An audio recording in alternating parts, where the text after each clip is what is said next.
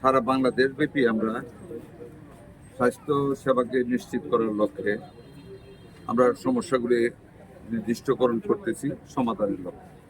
তবে একটা জিনিস মনে রাখবেন, আমরা দায়িত্ব গ্রহণ করেছি মাত্র 6 মাস, এখনো পরিপূর্ণ হয়নি। বিগত ফ্যাসিস্ট সরকার আমলে স্বাস্থ্য খাতের উপর কোনো রকম নজর দেওয়া হয়নি। যা কিছু দিয়েছে টাকা বরাদ্দ করে ওদের নিজেদের লোকজন টাকা এনে চলে গেছে, ভঙ্গুর অবস্থায় বিল্ডিংগুলি ফেলে রেখে কোনো যন্ত্রপাতি কিনে যা কিনেছে অতিরিক্ত টাকা কিনে টাকা আত্মসাৎ করেছে, বিদেশে পাচার করেছে। আমরা এই ভঙ্গুর অবস্থা থেকে স্বাস্থ্য খাতটাকে ওঠানোর জন্য চেষ্টা করছি। এখানে আপনাদের একটা বিল্ডিং হচ্ছে, আপনারা জানেন আমাদের শহীদ রাষ্ট্রপতি স্বাধীনতার ঘোষক জিয়া রহমান সাহেব ক্ষমতা আসার পরে সর্বপ্রথম বাংলাদেশে 31 শয্যা হাসপাতাল করে, 19 থেকে 31 করে গ্রাম এলাকায়, উপজেলা এলাকায়। আমাদের নেত্রী বেগম খালেদা জিয়া ক্ষমতা এসে থেকে 50 শয্যা বিশিষ্ট হাসপাতাল উন্নীত করে। আমাদের বর্তমান মাননীয় প্রধানমন্ত্রী তারেক রহমান 101 শয্যা করার জন্য আমাদেরকে নির্দেশ দিয়েছে। সারা বাংলাদেশে তো একবারে আমরা করতে পারবো না, আমাদের টাকার সংকট আছে। এই বছর আমরা যতগুলি নিব তার মধ্যে আপনাদের হামচর এলাকা ইনশাল্লাহ 101 শয্যা। আমরা আরেকটা প্রোগ্রাম নিচ্ছি, গ্রাম এলাকায় একটা হেলথ হাব করতেছি আমরা। প্রতিটি ওয়ার্ডে 3টা করে community centre, community health clinic থাকে বা ফ্যামিলি কেন্দ্র থাকে। আমরা একটা করে নতুন বিল্ডিং করতেছি, বিল্ডিং বা যেগুলি নতুন পুরান আছে এগুলিকে সুন্দর করতেছি। ওইখানে ডাক্তার থাকবে, আমাদের 3 ওয়ার্ডের রুগী দেখার জন্য ডেলিভারি রুমও থাকবে, যেটা আপনি বললেন ডেলিভারি ব্যাপার, ওইটাও থাকবে। আমরা আপনাদের ইউনিয়নটাই ওয়ার্ড ভিত্তিক যে আমরা হেলথ হাবটা করতেছি, মানে প্রাইমারি হেলথ কেয়ার, এটার আন্ডারে ফ্যামিলি ট্রেনিং, তারপর হেলথ কেয়ার যারা পরিদর্শক সব আমরা এক করে একটা হাবের আন্ডারে, একটা ছাতার আন্ডারে আমরা কাজ করাবো। ওইটার নাম হচ্ছে ফ্যামিলি হেলথ কেয়ার। তার অধীনে এরা কাজ করবে। ওদের জন্য প্রতি 3 ওয়ার্ডে, পুরানো 3টা ওয়ার্ড ছিল, এখন তো ভেঙে 9টা হয়েছে, ওই প্রতি 3টা ওয়ার্ডের একটা ওয়ার্ডে একটা করে হাব হবে। ওইটা ইনশাল্লাহ আমি এই হামচর উপজেলাকে ওইটা তো আমি ইনক্লুড করবো এবং পর্যাপ্ত ডাক্তার দেওয়া হবে। আমি সবকিছু দেখে গেলাম।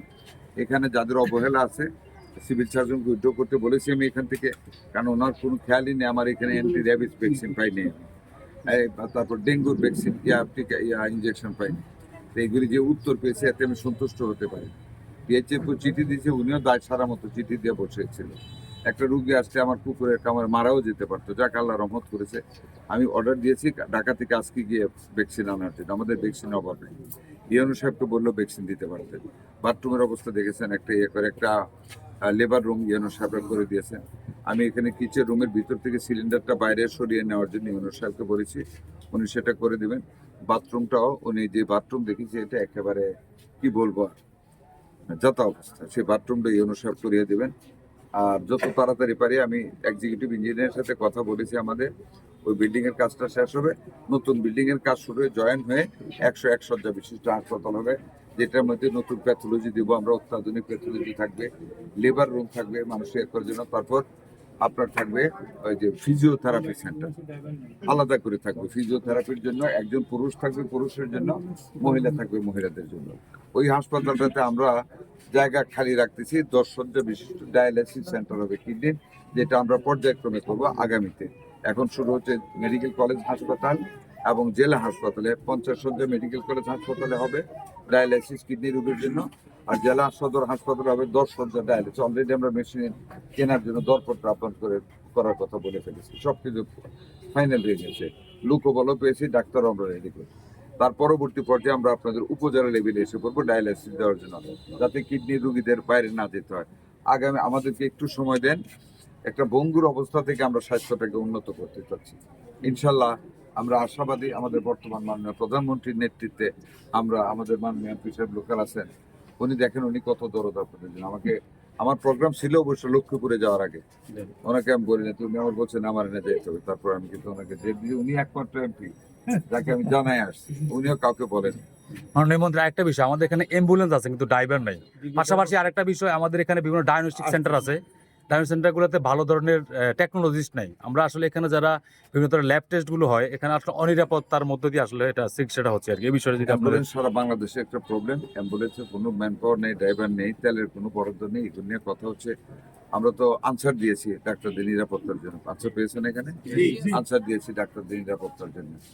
আর অ্যাম্বুলেন্স যেটা, এটা এখনো আমাদের একটা প্ল্যান হয়নি। অ্যাম্বুলেন্সে ওয়াটার অ্যাম্বুলেন্সটা আপনাদের ইমিডিয়েটলি দরকার, এটা আমি আলাপ করে দেখবো এটা কি করা যায়।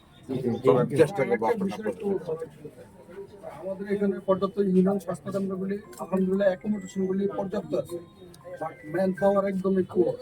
যে কারণে এগুলি খামখেয়ালি পূর্ণভাবে চলতেছে। যে এই যে একটু আগে কিন্তু আমি বললাম যে এটাকে মার্চ করে আমরা ম্যান পাওয়ারে দিচ্ছি এবং এক্সাম্পল দেয়, সেটা হলো যেমন আমাদের যেটা তো আপনি দেখছেন গতকাল একটা ছেলের চাকরি থেকে একটা লেবে গিয়ে ঢাকা পরশুদিন আমরা ওই যে ক্লিনিকগুলো কিন্তু আমরা শুরু করেছি, যেগুলো অবৈধ পাবো বন্ধ করে দেবো। Thank you. স্যার আপনি আসছেন, আমাদের জায়গা যেটা আমাদের জন্য খুব ভালো।